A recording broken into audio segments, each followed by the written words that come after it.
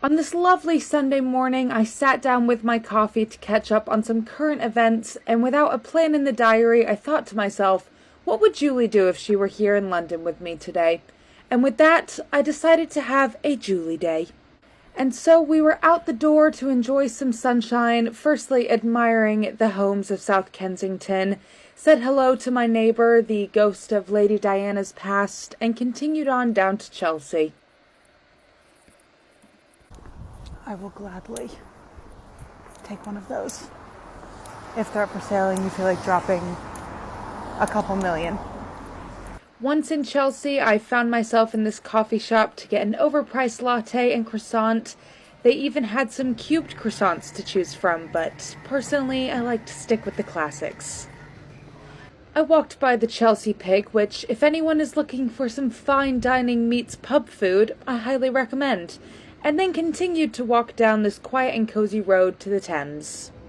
Now, if you were here with me, this of course is where you and I would sit to enjoy our lattes and have highly sophisticated and worldly conversations. I mean, ideally I'd like to date someone 6'4", 6'5", but beggars can't be choosers, so I'll settle for 6 feet. He has to be British, though. That's a must. I wish Lisa Rinna would come back to Beverly Hills. I can't believe this latte cost me £4. Think anyone from the royal family's ever sat here? Following what would have been our discourse over coffee, I head to Chelsea to do some shopping for our newest member of the family, Poppy, although I was spoilt for choice on whether to get her the Coco Chunel blanket, the Sniffany & Co. one, or the Chewy Vuitton one. However, the blankets didn't have any price tags on them, and honestly, I was afraid to ask. Next, I head down King's Road, contemplated getting some food at Bread Ahead, but something strange happened, and I magically ended up in a lavish paper chase store where I ended up spending all of my lunch money. But, of course, this is Julie's day, and by this point, Julie and I would be making our way up to Knightsbridge, once again picking out which homes we'd like to live in, and eventually making our way into Harrods.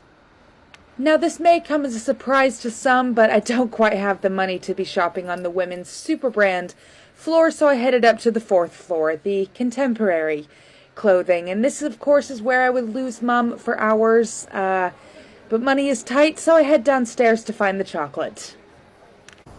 It's such a shame I wasn't able to find anything in the 10 to 12 women's size range or any shoes size UK 6 or European 38.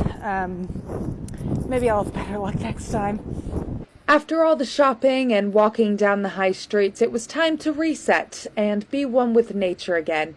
So I took a stroll through Hyde Park along the Serpentine and tried my best not to get blown away by the wind. And spring has officially sprung and the chicks are on their way to the water. Everyone was out and about today enjoying some afternoon tea and coffee in the sunshine. The pups were out to play as well. Tulips were blooming around Queen Victoria, and hopefully we'll start to see some leaves on the trees again. And after enjoying some greenery, we were back to shopping, this time on Kensington High Street. The sun was still beaming, and the old man was gleaming, and honestly, this is quite a brilliant way to get around town.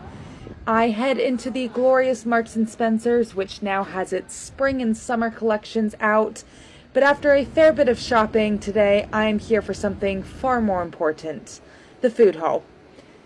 Today I was quite overwhelmed with the options for ready meals, being highly tempted by the pies and of course the garlic bread. I typically go for soup, but tragically my favorite soup was out of stock today. I have food at home. There's nothing I need to buy here. However, I'm not going to get the popcorn, but I am going to treat myself. What else could it possibly have been? A freshly made petite baguette, and for the price of it, can you blame me?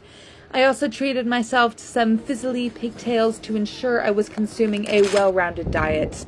And having almost shopped till I dropped, I head back to the high street, took a lovely stroll down some side streets, once again admiring the homes and the exquisite architecture of this area, before I arrive home and enjoy some bread and Percy Pigs. Hopefully, Mum, you'll be here again soon to join me, and this time pay for the overpriced lattes. Love you.